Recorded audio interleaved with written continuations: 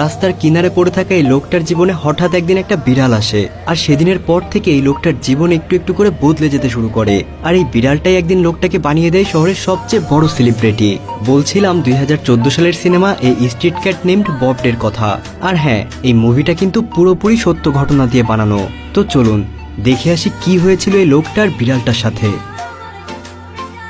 গল্পটা জেমস নামের এই ছেলেটাকে নিয়ে, যাকে নেশা করার কারণে তার বাবা বাড়ি থেকে বের করে দিয়েছে।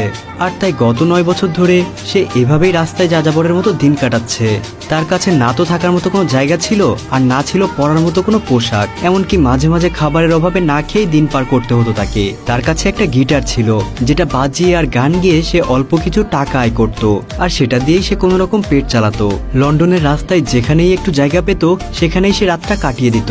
তবে তার এমন দুর্দশার জন্য সে নিজেই দায়ী। নেশার ফাঁদে পা না দিলে তাকে এমন একটা সময় দেখতেই হতো না। তবে অবশেষে সে নিজের ভুলটা বুঝতে পারে, আর নিজেকেই নিজে প্রমিস করে যে সে যে করেই হোক নেশার ওই মরণ ফাঁদ থেকে বের হয়ে আসবে। যদি তার জন্য জেমসকে দুনিয়ার সব সুখ শান্তি আর আরামায়েশগুলোকেও স্যাক্রিফাইস করতে হয়, তাতেও সে রাজি। একদিন রাতে জেমস লন্ডনের রাস্তায় ঘুমানোর জন্য একটা জায়গা খুঁজে বেড়াচ্ছিল।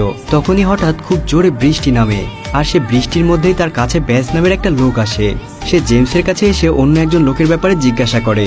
জেমস তার কোনো কথার উত্তর না দিয়েই খাবারের খোঁজে বেরিয়ে পড়ে, কারণ সে অনেক বেশি ক্ষুধার্ত ছিল।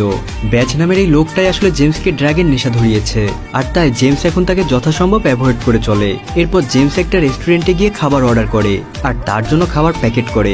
কিন্তু টাকা দেওয়ার সময় জেমস লক্ষ্য করে যে তার কাছে কিছু টাকা কম ছিল, তাই সে ওয়েটারকে অনেক রিকোয়েস্ট করে যেন সে তার খাবারের প্যাকেটটা দিয়ে দেয়, আর বাকি টাকা সে পরের দিন পরিশোধ করে দেবে। কিন্তু ওয়েটার তার কথায় রাজি হয় না, আর খাবারটা নিয়ে বেসিনের ভেতর ফেলে দেয়। আর এটা দেখে জেমসের তো ভীষণ রাগ হয়ে যায়, কারণ লোকটা অযথায় খাবারটা নষ্ট না করে জেমসকে দিয়ে দিলেই পারতো।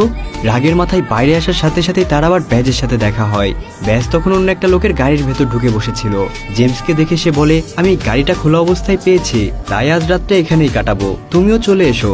একে তো বাইরে প্রচন্ড বৃষ্টি হচ্ছে, আর তার উপর জেমসের কোনো থাকার জায়গাও নেই, তাই সে বাধ্য হয়েই ব্যাজের সাথে থাকতে রাজি হয়ে যায়। কিন্তু সেই রাতে ব্যাজ আবার জেমসকে ড্রাগ নেওয়ার জন্য ফোর্স করতে থাকে।